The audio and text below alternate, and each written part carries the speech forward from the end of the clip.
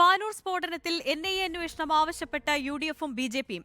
സ്ഫോടനത്തിൽ മരിച്ച വ്യക്തിയുടെ വീട് സിപിഎം നേതാക്കൾ സന്ദർശിച്ചതോടെ രാഷ്ട്രീയ വിവാദവും ശക്തമാവുകയാണ്. അക്രമ രാഷ്ട്രീയം ഉയർത്തി സിപിഎമ്മിനെ പ്രതിരോധത്തിലാക്കാനാണ് കോൺഗ്രസും ബിജെപിയും ശ്രമിക്കുന്നത്. പാനൂരിലെ ബോംബ് വടകരയുടെയും കണ്ണൂരിലെയും രാഷ്ട്രീയത്തിൽ ഉഗ്രസ്ഫോടനം ഉണ്ടാക്കുമെന്നാണ് കോൺഗ്രസും ബിജെപിയും കണക്കുകൂട്ടുന്നത്. സ്ഫോടനത്തിൽ മരിച്ച വ്യക്തിക്കും പരിക്കേറ്റവർക്കും സിപിഎമ്മുമായി അടുത്ത ബന്ധമുണ്ടെന്നാണ് യുഡിഎഫ് ആരോപിക്കുന്നത്.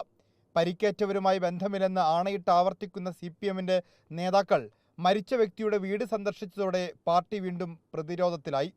പോലീസ് അന്വേഷണം കാര്യക്ഷമമല്ലെന്നും സ്ഫോടനം സംബന്ധിച്ച് എൻഐഎ അന്വേഷിക്കണമെന്നും മുതിർന്ന കോൺഗ്രസ് നേതാവ് തിരുവഞ്ചൂർ രാധാകൃഷ്ണൻ ആവശ്യപ്പെട്ടു. ഗവൺമെന്റ് ഇമ്മീഡിയറ്റ് ആയിട്ട് ഈ കേസ് എൻഐഎക്ക് വിടണം, കുറ്റക്കാരെ കണ്ടെത്തണം. ഉന്മൂലന സിദ്ധാന്തത്തെക്കുറിച്ചാണ് ഇവർ ആലോചിക്കുന്നതെങ്കിൽ നമുക്ക് ചിന്തിക്കാൻ പോലും പറ്റില്ല. ഒരു കാരണവശാലും അത് അനുവദിക്കരുത്. കേരള സമൂഹത്തിൻ്റെ അന്ത്യത്തിലെ അതിൽ നിന്ന് അവസാനിക്കൂ.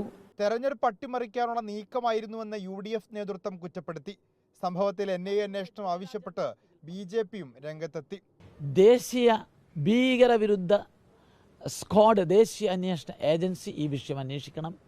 ഇതിന്റെ യഥാർത്ഥ ഗൂഢാലോചനക്കാരുൾപ്പെടെ പുറത്തുകൊണ്ടുവരണം. സ്ഫോടനത്തിൽ പരിക്കേറ്റയാൾ കെ ശൈലജയ്ക്കൊപ്പം നിൽക്കുന്ന ഫോട്ടോ യുഡിഎഫ് പ്രചരിപ്പിക്കുന്നുണ്ട്.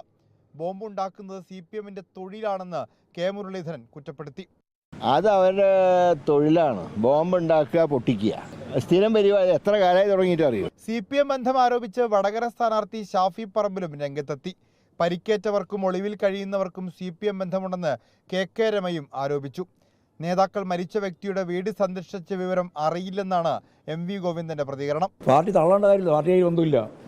പാർട്ടി സഖാക്കളെ തന്നെ ആക്രമിച്ച കേസിലെ പ്രതികളാണ്. അതിന് ആരെങ്കിലും പോയിട്ടുണ്ടെങ്കിൽ പരിശോധിച്ചോട്ടെ. 12 വർഷം മുമ്പ് നടന്ന ചന്ദ്രശേഖരൻ വധക്കേസ് തെരഞ്ഞെടുപ്പ് പ്രചാരണത്തിൽ ശക്തമായ ആയുധമല്ലെന്ന് യുഡിഎഫ് തിരിച്ചറിഞ്ഞു തുടങ്ങിയപ്പോഴാണ് അക്രമ രാഷ്ട്രീയമെന്ന ആരോപണത്തിന് മൂർച്ച കൂട്ടി പാനൂരിൽ ബോംബ് പൊട്ടുന്നത്. റിപ്പോർട്ടർ, കോഴിക്കോട്.